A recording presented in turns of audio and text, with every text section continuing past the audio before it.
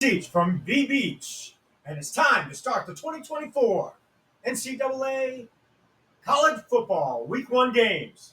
If you don't know, my website's down below, but we're going to kick off by going through previous data.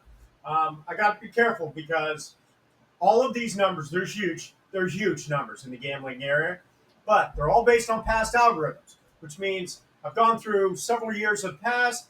I've created point totals. Then I've actually added filters to find out which games win. So I have like a three or four step process. If you want to know that process, I can't give you everything, but look at the video above. So looking at the numbers, you can see over the course of the last few seasons, huge numbers, over bets. I've divided it into 6 categories: over, under, away minus, home minus, away plus, and home plus. You can see the numbers. I'll spend a couple seconds looking at it. You can always pause it here, look at the numbers. Whether you believe it or not, with the current algorithms, this is where it sits. Now, mind you, got to keep one thing in perspective. We do not start betting until week 4. Mine is a statistical analysis, which means if you bet week 1 based on last year's team and the team changed, that's on you. So anyway, look at the percentages. Total bets, 337. Wins 223, losses 114, 66.2%. Not only do I break it into 6 categories so you can see what categories are working, so over the course of time, track it. Try to say, wait a second, this guy's model is a little weaker. I want to add a little bit more on the other side on certain types of bets.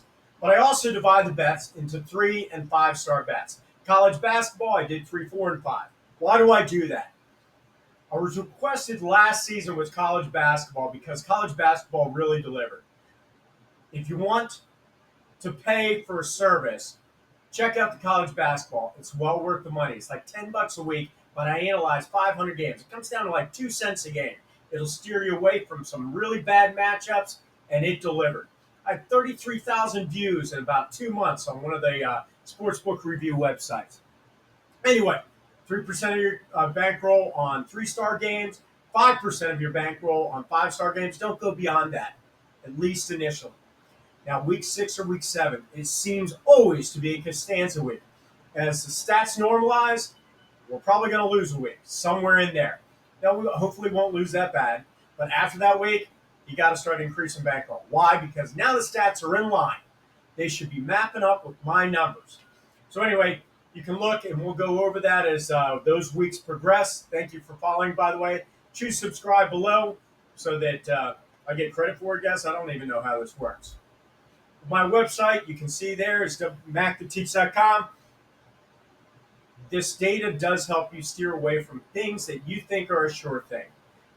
We're going basically from here until March Madness. I have not gotten NBA to work. I will work on it this fall, but I'm not posting any NBA picks. Every time I do, I lose. 50% of the profits go to Wounded Warriors, St. Jude's, or a charity of your choice. We can work that in to the bottom of the screen. And now, it is time for Week 1 college football games. Let's check them out. So let's jump here to the Excel spreadsheet. I've already run it. Now, I got to be really careful, especially with the first few weeks, because college football teams get added, college football teams get subtracted. I got to make sure I'm grabbing all the statistics. If you want to know the process I go through, again, check the video above. So it looks like SMU, I think SMU really solid last year. Away -5. What's the away -5? Take the away team, minus the points, and it's a 5-star game. It likes Jacksonville State, Coastal Carolina, 5-star. It likes TCU over Stanford, 5-star. You can probably, let me see if I can get a little zoom in on this so you can see it a little bit better. Don't want to make it too big. Like say Kent State, Pittsburgh under. I sort of like that also. Neither team could score. 53.5 isn't a small number. Way -3. But again, I caution you, and I say this truthfully. I do not start betting until week 4 because all of this data is based on last year's team. You got new quarterbacks, new head coaches, new offensive line, new running backs, new wide receivers. So if you want numbers to look at, you want numbers to try to gamble for a few weeks, here they are. But be careful. Good luck and good gambling from mactheteach.com. We'll see you next week.